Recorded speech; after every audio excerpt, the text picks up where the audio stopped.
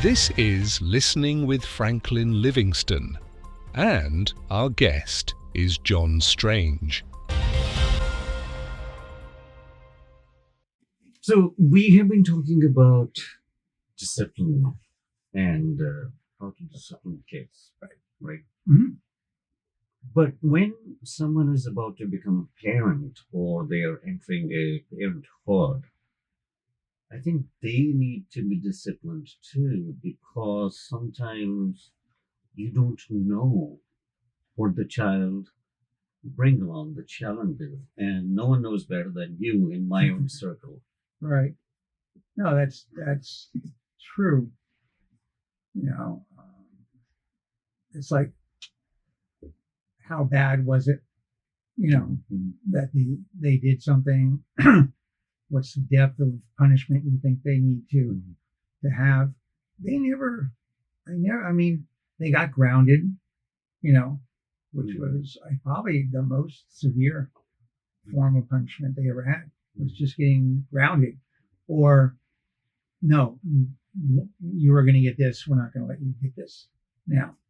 You're going to have to wait. But there wasn't any shame tied to it, right? No. Because shame is also something we don't use that term often, but that can affect you and really destroy you internally when your human dignity, even as a child, is just attacked. Yeah, I mean, a lot of parents are going to say you're stupid. How could you possibly do this? You're an idiot. I mean, anybody, your guy down the street could pass us with his eyes closed, that kind of thing. We never did that.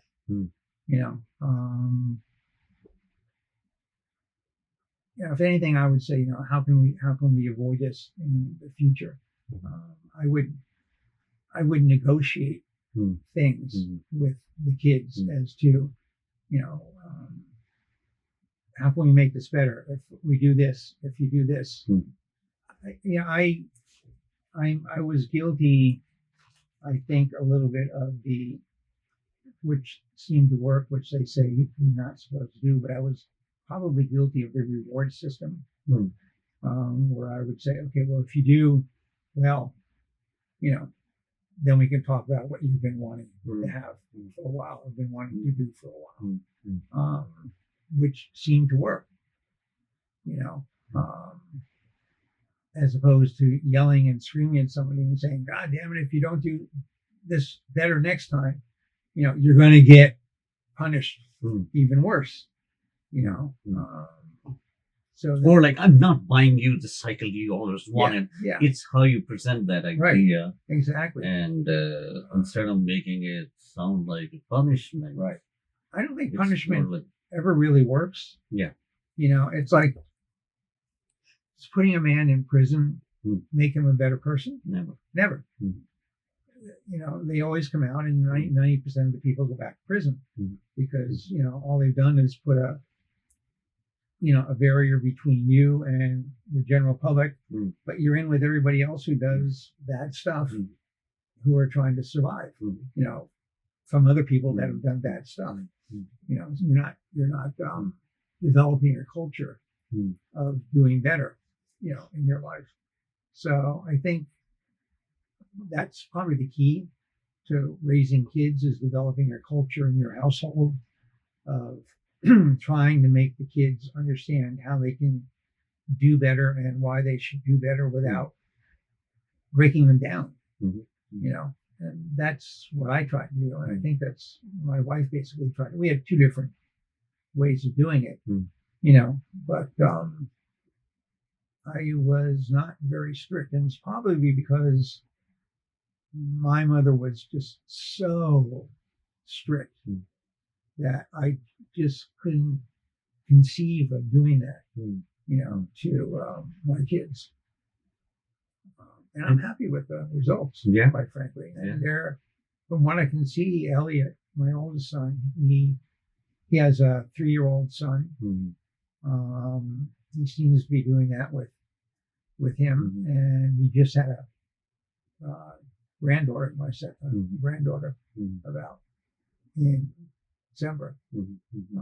So who knows how that's going to turn out? But I think it's going to be the same. So when I said that parents need to be disciplined too when they are about to become parents, it's not easy. If you're comfortable, you want to share some of the health challenges your granddaughter has. Oh, well.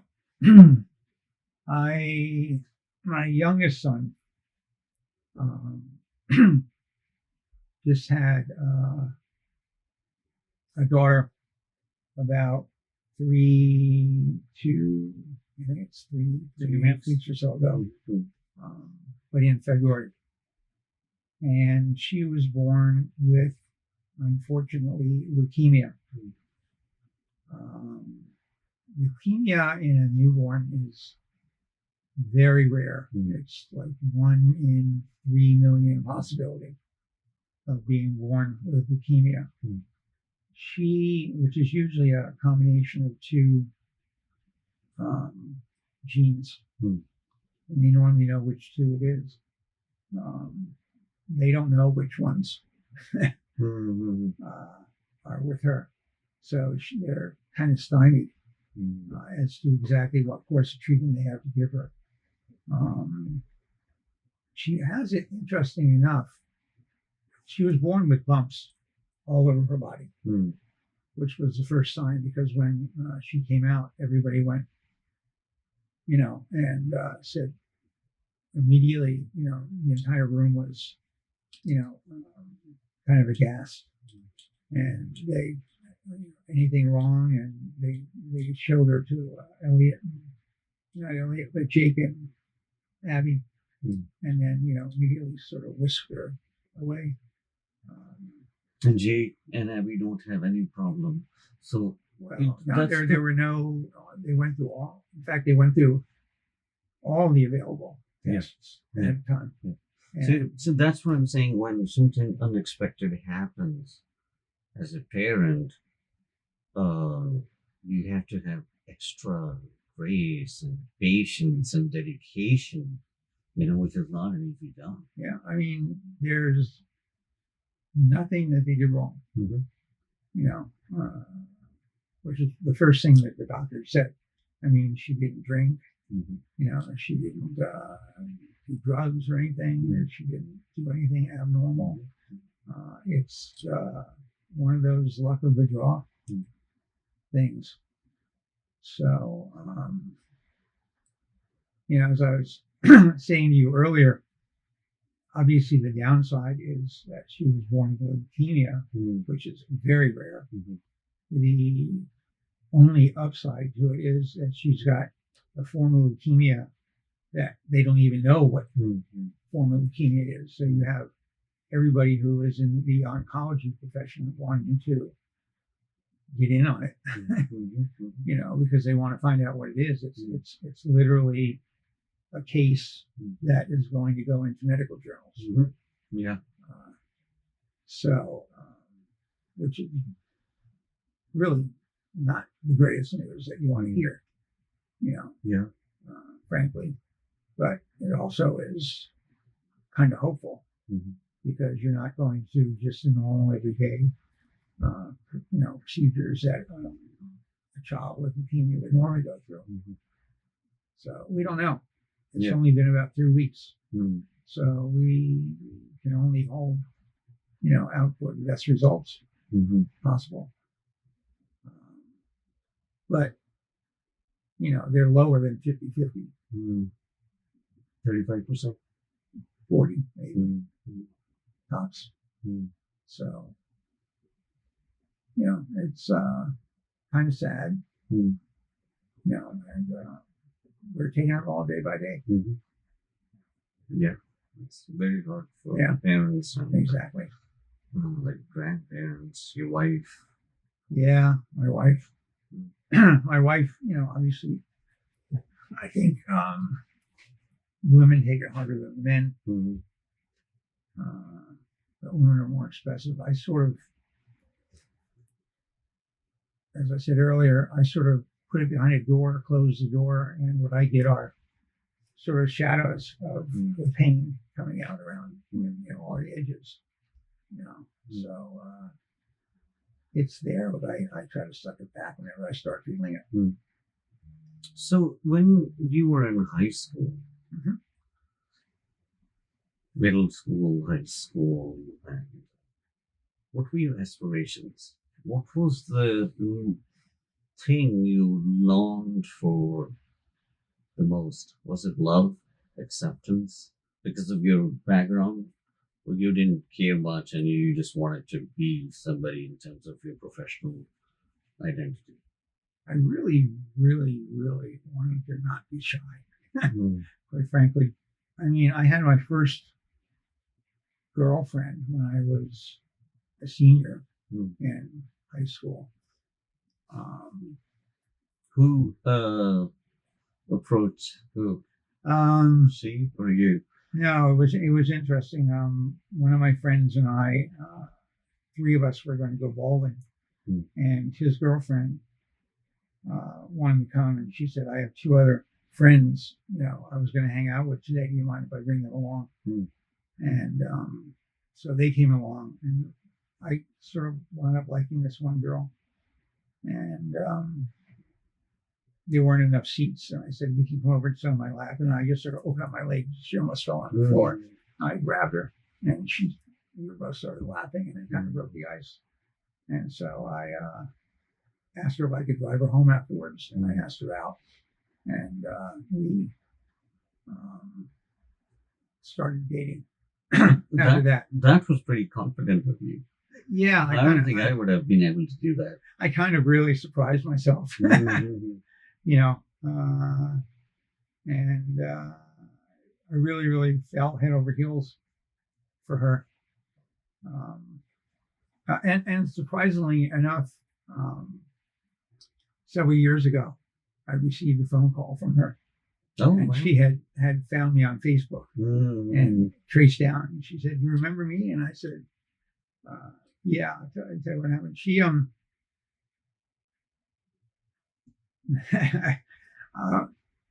She was interested in acting in high school. Mm. She never pursued it, and she was in a play in her high school, and I was supposed to come to the play, see her in the play, and then meet her afterwards for the cast party. I go to where I'm supposed to meet her for the cast, to pick her up and bring her to the cast party, and she doesn't show up. She doesn't show up. She doesn't show up. And suddenly I see the,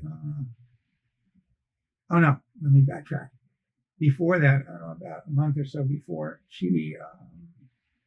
I had given her a friendship ring, and she gave me the friendship ring back. She said, "I think we need to slow things down a little bit," which was kind of, hurt a lot. And I said, "Why?" She goes, "Just, and I said, "Okay." Because you felt it as a, you took it as a rejection. Yeah.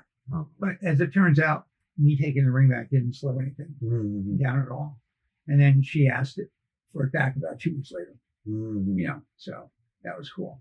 But then about 2 months after that, she was doing this play at her high school. And so I'm waiting for her to, come and meet me so we can go to the cast party. And while I'm waiting for her, I look up in the bus that's taking the cast that doesn't have rides to the party goes by me, and she's sitting on the bus. Mm.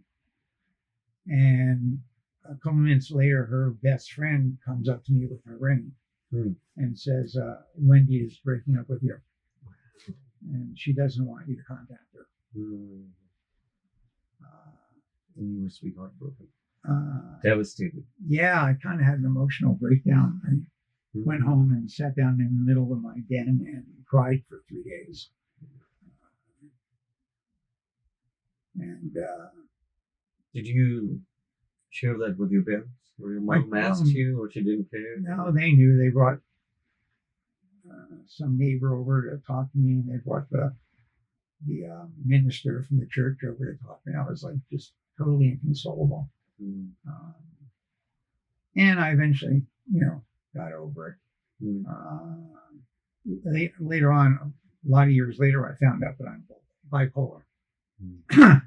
So this was probably the first big crash that I had. How old were you then? I was 16 at the time. Mm. So, and I often think that may have had an effect on my relationships with women afterwards. That part of my trust in a relationship or in a woman's feelings, staying the same, are going to stay or have stayed the same from that point on.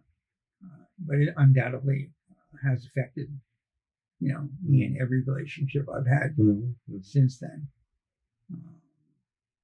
But it turned out, after she called me like 5 years ago,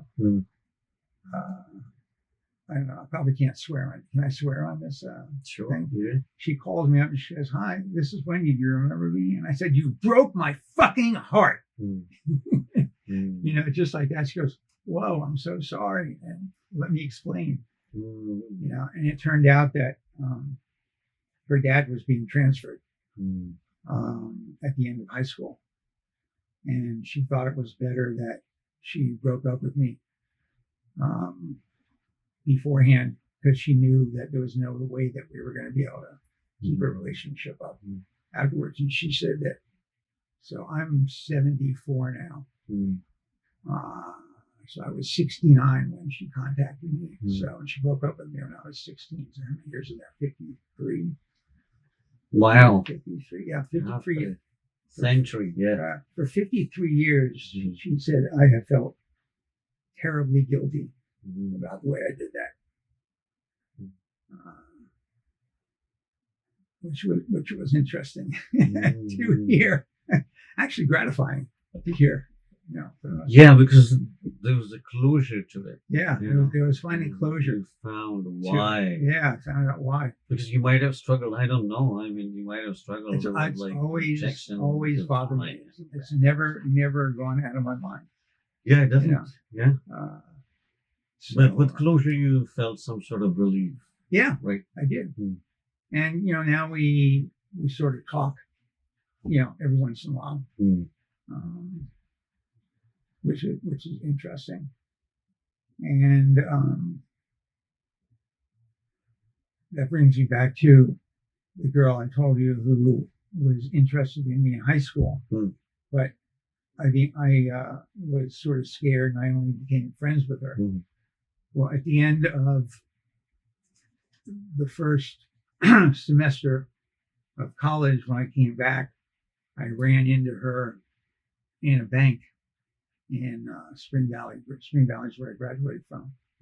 And the friendship hooks back up. And then over that summer, she was coming over every day, and we wound up dating, and she became my first wife for 7 years,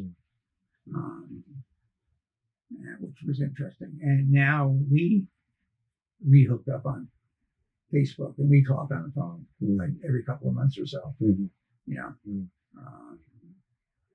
She just recently moved out to Seattle. She's kind of lonely. She doesn't know anybody out there. But so two of the major women in my life I've re-hooked up with. Which is interesting. So when did you move to Brooklyn? Because I remember a long time ago we talked about you had an apartment there, right, which you sold, which might have been for millions and millions of dollars now. Actually, it is. I got my first wife and I got married the day after my 21st birthday. So I was young. And you were in college, or you just finished high school, or what was going on? What happened is my best friend, who was a year older than me, invited me out to his school, college, for the weekend. And that weekend happened to be Kent State weekend. And Kent State happened to be the college that he was going to. Okay. So I was there when Kent State weekend happened. and kind of in the middle of everything that happened. And it was, I'm not going to go into a lot of details, but to say that it was a extremely frightening weekend is to say the least. They impounded our car when the shooting started. I lost my friend. My friend Andy Turker and I went out. He had a Triumph TR3, best time driving out there. And we were not in the dorm. And actually, the night before, we were out having drinks, and people came in the bar and said the National Guard is coming out of the campus. Everybody has to go back to their dorms. And the next morning, we were all out, on outside on the campus and stuff like that. And then we heard the shooting, and everybody ran back to their dorms, and we went back to Kenny's dorm, and he never came back. So I'm like, oh my God, is he one of the guys who got shot? And they had impounded all of our cars, so we couldn't leave. And finally, they announced that they had anybody who had a car there, everybody had to leave campus finally. And so Andy and I got his car, and we drove back to Geneseo. I was going to Geneseo, upstate New York, and I didn't know where Kenny went for 3 days. And he had gotten a ride with a girlfriend of his to further out west, but that was the days before cell phones, or anything like that. And I sort of went back to school, and college didn't mean too much, to me after that. I got involved in sit-ins and all sorts of stuff. And basically at the end of my third year, I just quit college and left. And I was a joint English theater major. Geneseo. Geneseo at the time was an experimental college. You could actually develop your own curriculum, which was cool. And I decided I wanted to be an English major because I didn't know really what I wanted to be. I wanted to be an architect because I'm very, very good at drawing. But then I realized you had to know math, and I suck at math. So that wasn't going to work. But the end of the first semester, when I had to choose classes for the second semester, I happened to be looking through the catalog, and I saw Acting 101. And the description of Acting 101 was you will be working with an individual partner,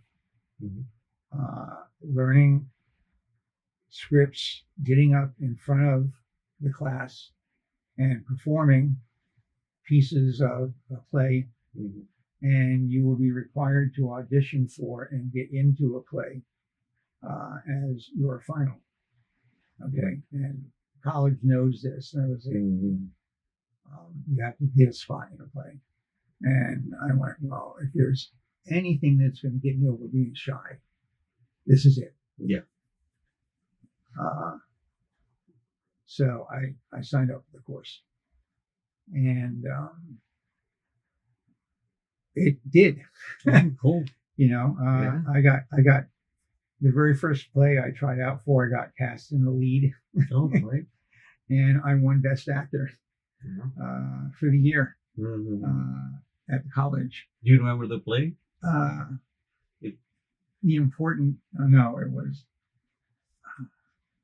No, I can't remember. It's okay. I do have it at home. It's in my resume. It wasn't the Shakespearean play. No, and it was actually theater in the round, which is even more difficult, to work in, which was interesting.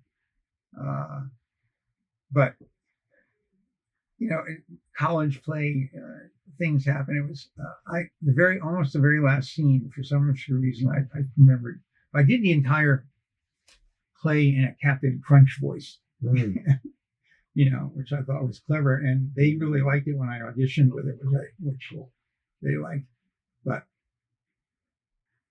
one of the last performances, I kill one of the people on stage. I shoot them with a gun that's underneath my chair. And the prop master forgot to put the gun underneath my chair. Mm. And so I'm like reaching down, looking, and I'm going, And there's no gun there. There's no gun there. So I picked the pencil up off the table and I stabbed the guy. And the guy behind stage had no idea what was doing, so he let off the shot sound effect. So it's bang! The audience might have thought it's a pen gun or just absolutely broke up, So, but that is where I got interested in acting, and I wanted, from that point on, I wanted to be an actor. And your girlfriend was with you? You guys were together? No, I had no girlfriends. Okay. At that time. So the first girlfriend came after that? Yeah. Okay. Yeah. No, the second, the one I married, came after that. Oh, gotcha. The first one, first right. One went in the bus. My timeline's maybe slightly messed up. Yeah. And of course, why didn't I become an actor? Can you guess? I know that, but but I want to know. We'll share that with you too. When did you go to HB Studio? Okay. When my first wife and I got divorced, so I was married for 7 years. 7 years. That's when I moved to Brooklyn. So when we got married, I lived in Spring Valley. We had an apartment. Then we moved to Haverstraw in New York. We got another apartment. And then we bought a small Cape Cod house in Suffern, New York. It's probably all on my shoulders, and I'm terrible at this because it's probably used this a couple of times. But we rented a room to my brother's best friend. We rented our dining room out and turned it into a bedroom. And he had a girl that he was dating, and I saw her, and I went. My first wife and I sort of had a semi-open relationship, and I saw this girl, and I went, "Oh my God," And she wound up moving to Brooklyn. Doris and I. Doris's name, by the way, last name was Goodfriend, so her name was Doris Goodfriend Strange.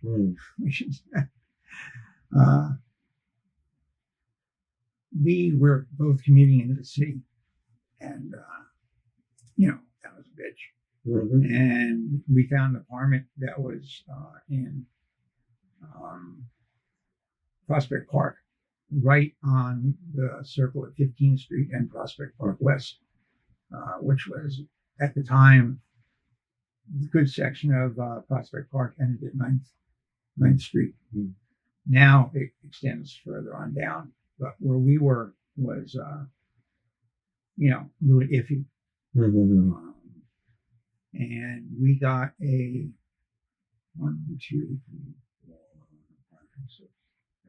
8-room apartment. Wow. Technically kind of a railroad, but it was, you walk in, it was one big long hallway, and everything came off the left-hand side. Were you able to afford that? It was dirt cheap. Once again, let me back up. First of all, what we got was an apartment in a brownstone. A 3-room apartment in a brownstone, right across the street from Prospect Park. It's like living on Central Park West or Central Park East in Brooklyn. And then the landlord's wife, mother died. She had a even bigger apartment below us, and we said, "Can we live there?" And so he said yes, and so we moved downstairs. Like 14-foot ceilings. Everything was mahogany. Built-ins. Fantastic. Huge space.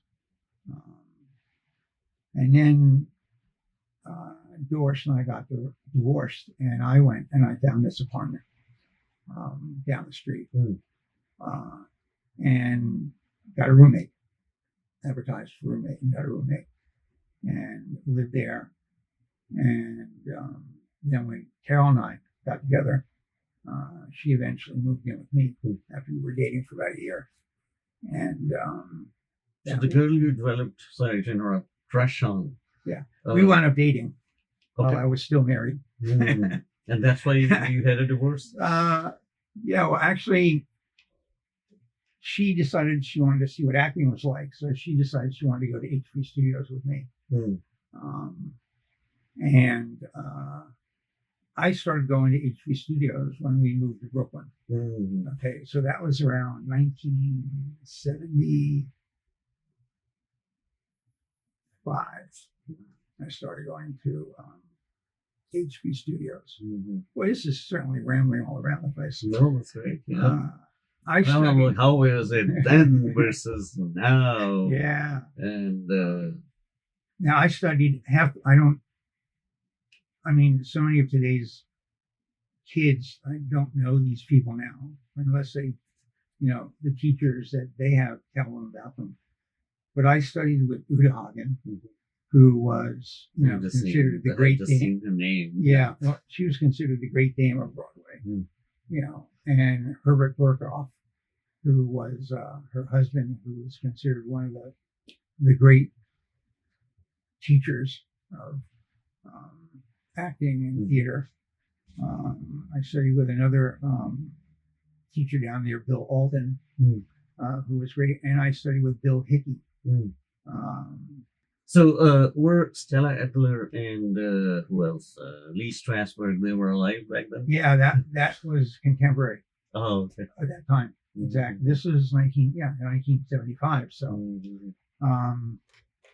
I did scene study with them, and they are one of the all-time. It's like studying with Lee Strasberg or that level. Yeah. These people were like, they all had their own like theater teaching gods. Slight different version of the same Stanislavski. Exactly. Right? Yep. Exactly. So, and then Bill Hickey, sort of became my mentor. And Bill was hysterical. Bill was gay and bone thin, always had a cigarette in his mouth. Never thought about the ashes, so he constantly had ashes falling down the front of his shirt. And stuff style, like that. right? But a brilliant actor and a brilliant teacher.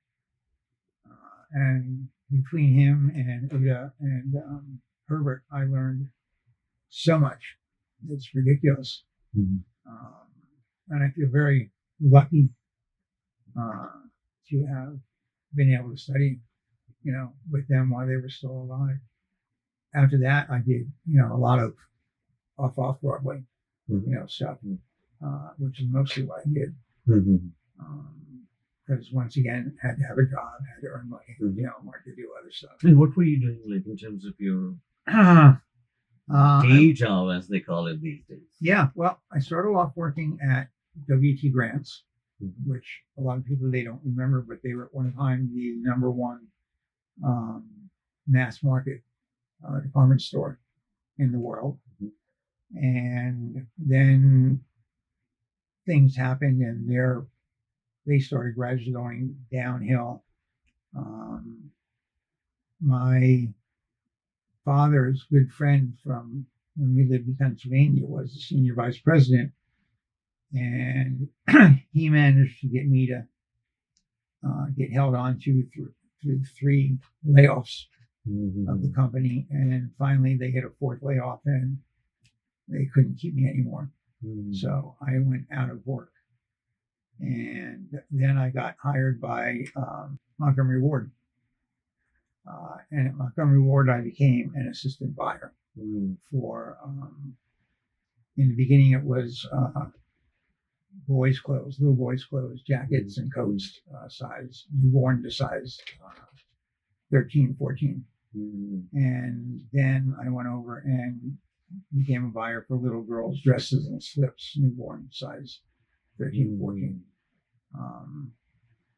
And my one claim to fame at Montgomery Ward was that I got super, super tired because you wind up doing the same stuff. You know, Yeah. when you're putting It get boring, a clothing line together, you're doing the same shit all the time. And I decided I'm tired of like forgetting, did we do this? Did we do that? So I spent a whole bunch of time and I made a spreadsheet of every single step that it took from day one to put together a clothing line.